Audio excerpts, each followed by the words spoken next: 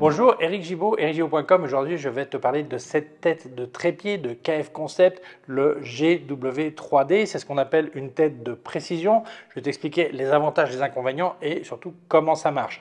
Mais avant ça, je veux dire merci à mon sponsor Arvia écoledephotographie.com qui permet de te former à la photographie à distance. Mais je t'explique tout ça en fin de vidéo. Deux points importants cependant si tu n'arrivais pas jusqu'à la fin.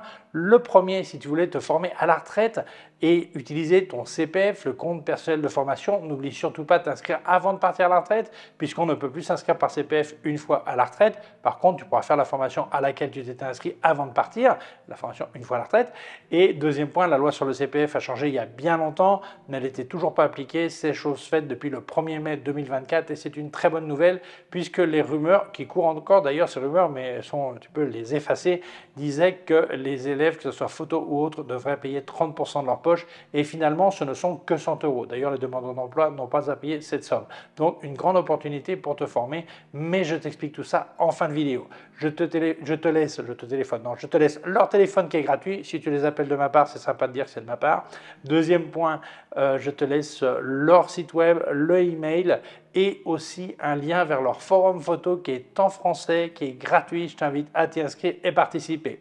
Allez, c'est parti. Alors, ça faisait pas mal de temps qu'en commentaire, les gens me demandaient d'essayer ce genre de tête de trépied, de précision et tout ça. Je n'avais pas encore eu l'occasion, mais l'occasion fait le larron, comme on dit. Donc, avec l'acquisition de mon Fujifilm GFX 100S Mark II et surtout cet objectif, le 20-35 qui pèse, je lui ai dit, oui, je vais essayer parce que c'est l'idéal. Par exemple, sur cette photo que je te montre, j'ai tout fait sur ce trépied. Cette photo, c'est la séance avec Isana que j'ai fait, qui est dans le making-of, l'explication technique et tout ça, et dans la zone privée de ma chaîne YouTube. Si ça t'intéresse, tu peux t'inscrire. Il y a un bouton dessous. Voilà, c'est pas très cher et tu as plein de vidéos. Voilà. Alors, cette tête, c'est ce qu'on appelle de précision. Je vais t'expliquer les avantages et comment ça marche. Alors, les avantages, oui, il y a aussi des inconvénients. Donc, je vais t'expliquer ça en détail. Et surtout, n'oublie pas, KF Concept, si tu achètes sur leur site web, que ce soit ça ou autre chose, si tu utilises le code ERIC10, tu reçois 10% de remise. Ok, continuons. Alors, cette tête se vend seule, sans le trépied, puisque c'est une tête que tu peux monter sur n'importe quel trépied qui a un adaptateur 3/8 de pouce, une vis 3/8 de pouce, et dont on peut retirer la tête, évidemment.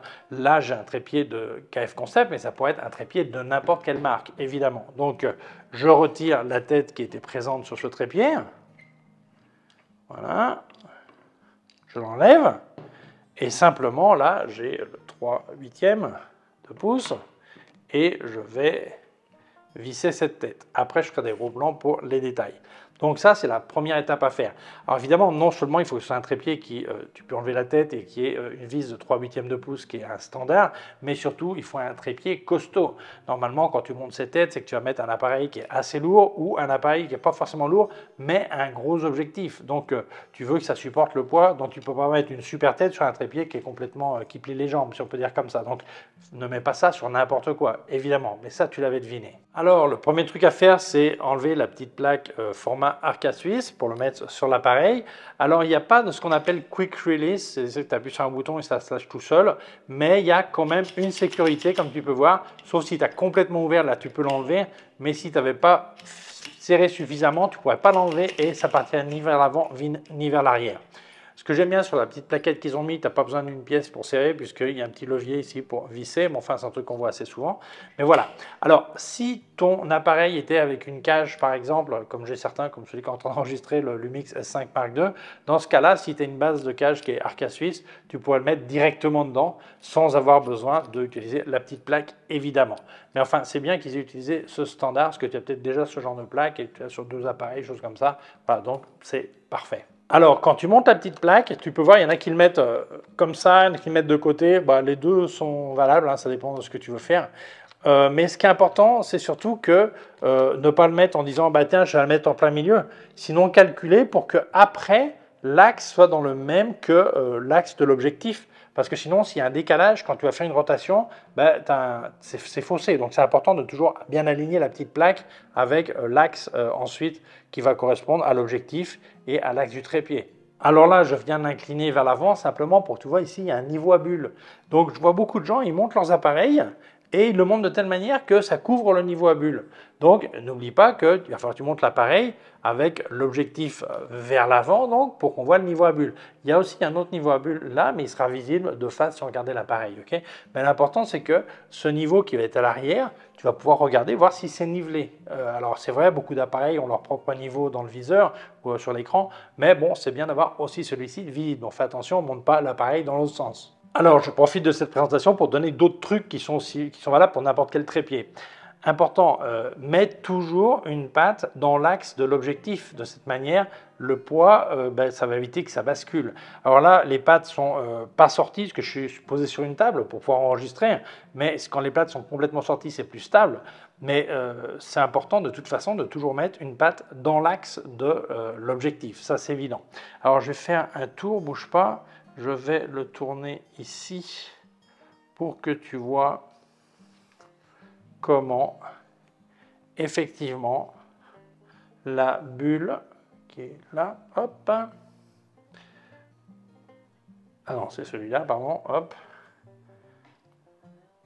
tu vois le niveau à bulle est donc visible, il est par là, ok, il est donc visible, ok, donc c'est super important ça, que ça va vraiment t'aider à niveler parce que deux précautions valent mieux qu'une. En plus du niveau que tu as peut-être sur ton appareil, pouvoir le voir comme ça, c'est toujours un plus. Voilà. Alors, si jamais tu voulais me filer un coup de main et t'en acheter du matériel, des accessoires, choses comme ça, photographiques, n'oublie pas que si tu vas sur Digitphoto en indiquant mon code créateur JIBO, il y a une case pour ça, eh bien, ça me file un coup de main. Il y a aussi une case promo à côté qui est complètement compatible. D'ailleurs, je partage régulièrement leur code promo sur mes réseaux sociaux pour que tu puisses en profiter. Donc, merci beaucoup parce que ça m'aide énormément. Continuons. Alors, cette tête pivote sur 3 axes.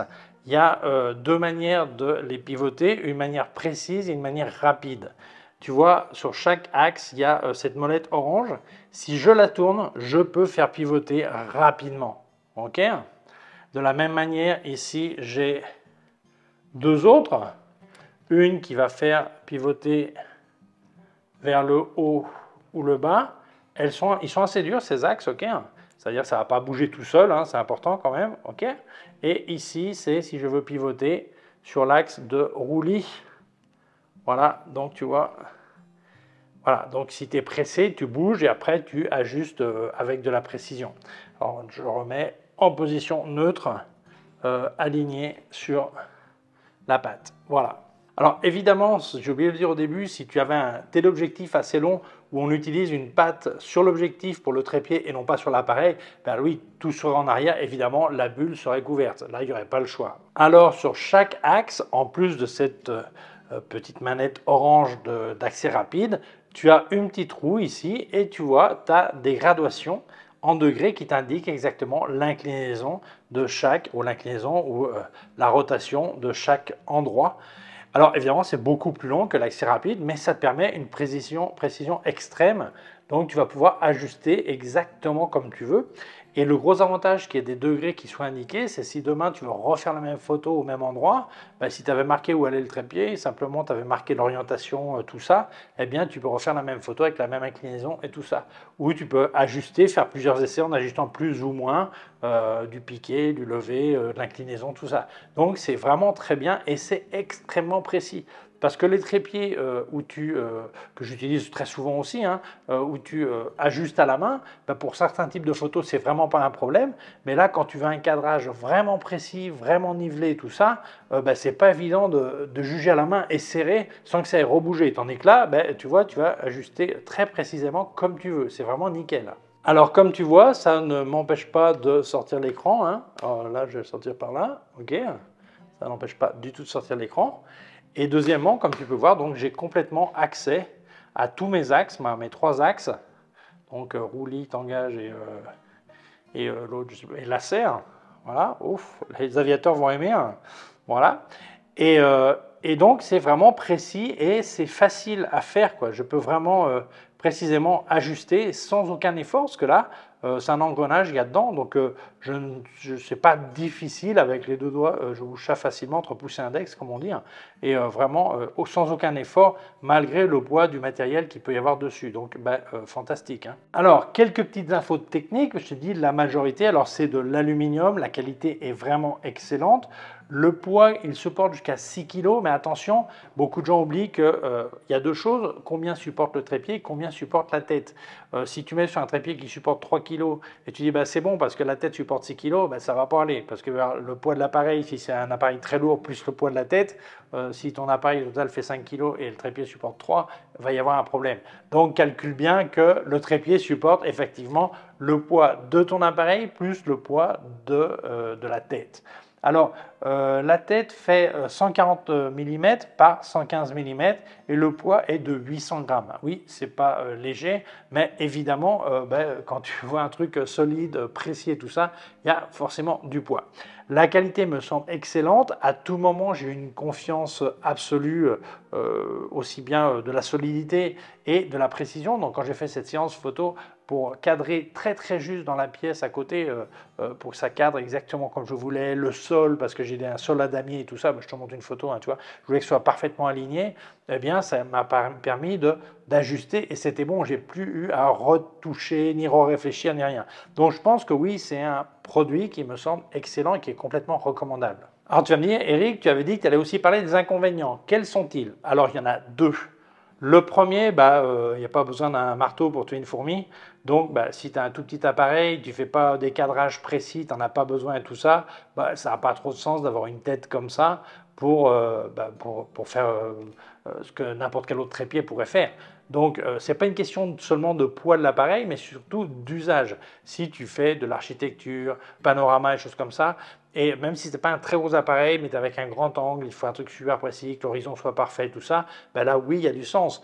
Mais si c'est une photo qui n'a pas trop d'importance, la manière de la faire, que ce soit un peu plus incliné, un peu moins, c'est pas grave. Dans ce cas-là, ça n'a pas trop de sens d'avoir ça. Surtout si tu as un petit appareil léger et encombré d'un truc comme ça, si c'est complètement surdimensionné au niveau de l'usage ou de la taille. Deuxième point, quand on parle matos pro, alors pro c'est un terme que j'aime pas parce que pro ça fait comprendre professionnel. En fait, beaucoup de gens pensent professionnel, meilleur photographe. En fait, ça n'a rien à voir. Tu peux être amateur et être excellent photographe, supérieur à beaucoup de professionnels, mais je veux dire pro dans la manière de l'utilisation ou la précision nécessaire aux choses comme ça. Bon, ils appellent ça pro en tout cas, mais résultat, c'est un prix qui n'est pas petit. C'est une tête qui a un certain coût, mais c'est logique parce que vu la qualité de construction, de solidité, tout ça, évidemment, c'est pas un truc à 3 €, voilà, c'est logique. Voilà, donc ça serait un petit peu le deuxième inconvénient. Donc, évalue bien si tu en as l'utilité et si tu veux quelque chose de bonne qualité, parce qu'évidemment, il en existe peut-être des beaucoup moins chers, mais d'une qualité inférieure. N'oublie pas qu'un trépied, c'est la confiance que tu dois avoir que l'appareil de photo ne va pas tomber. Donc, quelquefois, ça vaut le coup de payer un peu plus sur une tête et être sûr qu'il ne va pas avoir de catastrophe. Voilà. Alors, donc pour moi, c'est un produit qui est complètement recommandable, que je vais utiliser, pas toujours évidemment, puisqu'il y a des fois où je vais utiliser une simple tête, mais suivant ce que je vais faire, que ce soit sur cet appareil en intérieur, où je veux un cadrage précis, en paysage, en architecture, je l'utiliserai, d'autres fois j'utiliserai seulement ça, ou sur d'autres appareils photo aussi. Donc ça dépend de toi, mais si c'est le genre d'outil qui te semble intéressant, ou que tu y vois une utilité pour toi, je te garantis que la qualité est vraiment au rendez-vous, c'est vraiment complètement recommandable. Donc si jamais il t'intéressait, je te laisse un lien en description d'où est-ce que tu peux l'acheter. N'oublie pas que sur le site de KF Concept, si tu utilises le code ERIC10, tu as 10% de remise. Et voilà, merci d'avoir vu la vidéo, mais je remercie à mon sponsor Arvia école de photographie.com qui permet de te former à la photographie à distance, mais ce n'est pas que de la théorie, tu as aussi des exercices pratiques à faire que tu vas monter sur leur plateforme et ce sont des professeurs diplômés en photographie qui vont te corriger, qui vont dire ce qui va, ce qui ne va pas et tout ça. D'ailleurs, tu as une réunion virtuelle de temps en temps avec ton prof. Alors, ils ont 6 types de formations, depuis devenir amateur averti, comme on dit, jusqu'à professionnel. et les formations durent entre 8 et 12 mois suivant celle que tu choisis et tu passeras 10-12 heures par semaine. Certains passent 8, certains passent 15. Ça dépend de leur connaissance au départ et de l'avancement de la formation. Mais le mieux, c'est que tu les appelles. Le téléphone est gratuit. D'ailleurs, ça serait vraiment sympa de dire que tu appelles de ma part et tu leur expliques un petit peu tes intentions et ils t'expliqueront quelle est la formation qui correspond le plus à tes besoins. Au passage, ils te parleront des tarifs, mais je vais déjà te dire comment tu peux les financer. Eh bien, il y a une méthode toute simple, ça s'appelle l'autofinancement. Ben, oui, ça veut dire, je traduis, si tu as l'argent, tu payes. Ben, c'est ce qu'on fait dans beaucoup de cas dans notre vie. Aussi, il y a peut-être la possibilité, si tu es demandeur d'emploi, tu peux parler avec ton conseiller chez France Travail, ex-Pôle emploi, et lui expliquer ton intention de formation, de reconversion, lui parler d'Arvia et t'expliquera comment faire un financement ou un cofinancement. De plus, si tu es en France ou à travailler en France, n'oublie pas qu'il existe le CPF, compte personnel de formation. Chaque année travaillée, tu as un petit pécule qui s'accumule et un jour, tu peux l'utiliser pour te former. Et en parlant de ça, ça veut dire que beaucoup de gens disent je profiterai de mon pécule une fois à la retraite.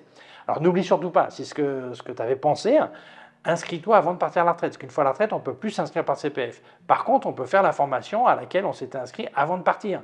Donc, tu t'inscris avant de partir, tu le feras après. Donc ça, ce n'est pas un petit détail, puisque beaucoup de gens disent « Ah, si j'avais su ». Alors évidemment, si tu es déjà à la retraite, tu peux passer par l'autofinancement. Deuxième point sur le CPF, la loi a changé il y a bien longtemps, mais elle est enfin appliquée depuis le 1er mai 2024. Et c'est une très bonne nouvelle, car les rumeurs qui courent encore d'ailleurs disaient que les élèves, que ce soit photo ou autre, devraient payer 30% de leur poche. Et finalement, ce ne sont que 100 euros. Les demandeurs d'emploi n'ont pas à payer cette somme. Donc c'est fantastique parce que tu rajoutes à ton pécule 100 euros et tu peux te former. Donc voilà, le mieux, c'est ce que je te disais, c'est que tu appelles Arvia. Le téléphone est gratuit, je te l'indique. Je te laisse aussi un lien vers leur site web et je te donne leur email. Et n'oublie pas aussi leur forum photo qui est gratuit, qui est en français. Je t'invite à t'y inscrire et participer. Et bien voilà, merci Arvia d'avoir sponsorisé la vidéo. Merci à toi de l'avoir vue. Si tu penses qu'elle peut intéresser d'autres personnes, je t'invite à la partager sur les réseaux sociaux. Si tu ne l'as pas encore fait, je t'invite à t'abonner à ma chaîne YouTube. Il y a un petit bouton par là et une clochette. Si tu appuies sur la clochette, tu recevras un avis quand je monte une nouvelle vidéo. N'oublie pas que j'ai activé la zone membre de ma chaîne YouTube. Il y a un petit lien dessous pour joindre et tu vas trouver des vidéos qui ne parlent que de photographie ou de technique, peut-être de vidéographie, pour l'instant que de photographie et pas de matos. Donc si tu veux améliorer tes connaissances, je pense que c'est fort intéressant.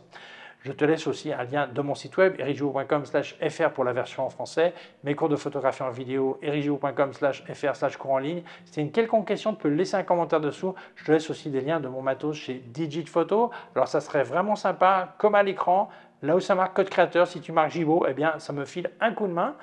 Si tu as un code promo, n'oublie pas, il y a une case à côté qui est complètement compatible. Tu le mets là. D'ailleurs, je les partage régulièrement sur mes réseaux sociaux pour que tu puisses en profiter. Parlant de code promo, sur KF Concept, n'oublie pas que si tu indiques Eric10, tu as 10% de remise. Je te laisse d'autres liens affiliés, aussi un lien de mon compte PayPal au cas où tu veux faire un don. Merci beaucoup, prends soin de toi et à très bientôt. Ciao!